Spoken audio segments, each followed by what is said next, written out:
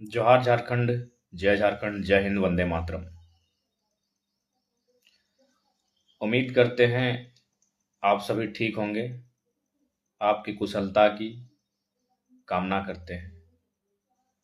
तो जैसा कि आप सभी जानते हैं, पूरे राज्य की नज़र भी आज डुमरी विधानसभा उपचुनाव के परिणाम पर टिकी है।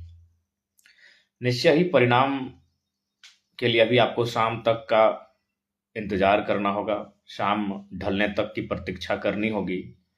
लेकिन मेरा एक संदेश यही रहेगा कि परिणाम में जो भी हो, जो भी डुमरी से प्रत्याशी हैं, सभी झारखंडी प्रत्याशी हैं। और कहीं ना कहीं जो माहौल सोशल मीडिया में क्रिएट होता है, मैं नम्र निवेदन करना चाहूँगा सभी समर्थकों से कि कम आप जो बाहर राज्यों के अभ्यर्थी रहते हैं उनसे सीखिए।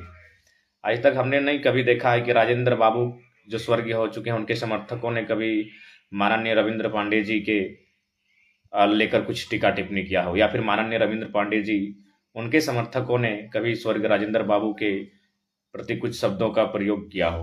क्योंकि दोनों जानते हैं, दोनों इस प्रदेश के नहीं है। इस प्रदेश में जब वो इस प्रदेश के ना होकर इन चीजों को समझते हैं, तो हम लोग तो इसी प्रदेश के हैं।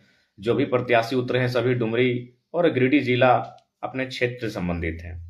तो जो भी परिणाम आएगा, जनता के जनमत का स्वीकार करें और आपसी टीका टिप्पणी से बेहतर होगा कि विकास के जो कार्य हैं उन पर ध्यान दें। और अपितु हम एक संदेश यह भी देना चाहेंगे, या जिनका भी विजयी होता है, जो भी विजयी होते हैं, जो भी दल विजयी होते हैं, जो भी प्रत्याशी विजयी होते हैं, उन्हें एक नैतिक राजनीति का परिचय देते हुए अगर उन्होंने या फिर उनके समर्थकों ने विपक्ष में जो प्रत्याशी हैं उनके प्रति अगर किसी प्रकार की कोई ऐसी अमर्यादित भाषा या टिप्पणी का प्रयोग किया है, तो मुझे लगता है विजयी होने के पश्चात उस पर वे कहीं ना कहीं अगर अपनी ओर से नैतिकता के आधार पर अगर क्षमा याचना कर लेंगे, या फिर उसके प्रति जिन प्रत्याशियों से आप लड़कर चुनाव जीतते हैं उनके प्रति भी अगर थोड़ी सी माने पॉजिटिव होते हुए अगर उनके साथ खड़े होते हैं, या फिर उनसे बधाइयाँ उनसे भी स्वीकार करते हैं, तो मुझे लगता है एक नैतिक राजनीति का उदय होगा।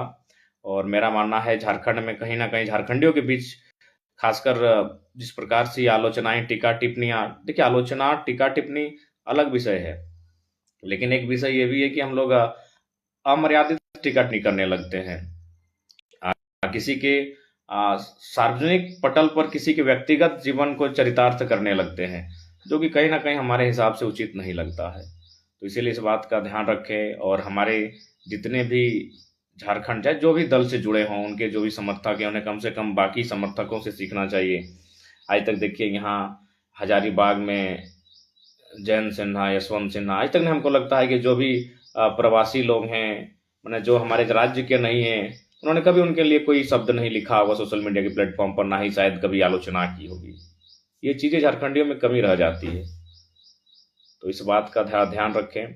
चाहे कहा कि रामगढ़ का उपचुनाव हो या फिर डुमरी का उपचुनाव हो, दोनों में सोशल मीडिया में इस प्रकार की एक दूसरे पर दोषारोपण किया गया, एक प्रकार से मुझे लगता है कहीं ना कहीं ठीक नहीं हो सकता है, ठीक नहीं कहा जा सकता है।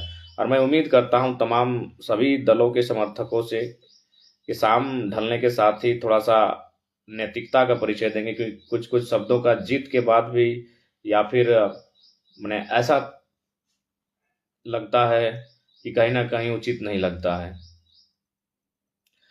राजेश दा, सोशल मीडिया के माध्यम से बहुत सारी ऐसे टीका टिप्पणी या फिर ऐसे जानकारियां प्राप्त होती हैं। लगता क्या, ये आपको भी लगता है? अब आप तक अगर जानकारी नहीं पहुंची है तो फिर हम कैसे कह सकते हैं?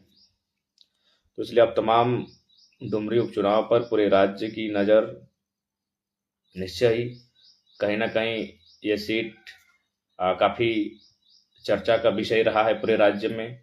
और आज जो भी जनता का आशीर्वाद कहिए, जनता का विचार कहिए, जनता का मत कहिए, आज उसका शाम ढलने तक सारी बातें सबके सामने क्लियर हो जाएंगी। तो जो भी परिणाम होगा उसे सभी सहर्ष स्वीकार करते हुए, आपसी भाईचारा सौहार्द को स्थापित करते हुए विकास के कार्यों में ध्यान लगाएं, ना कि आपस में टीका टिप्पणी इत्यादि।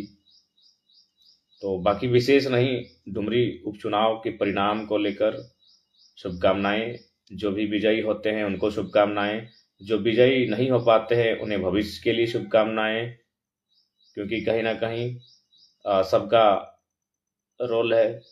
जब पक्ष विपक्ष मुद्दों पर जीत हार के बाद भी ऊपर उठकर सोचेंगे तभी विकास संभव है। बाकी सबको जोहार।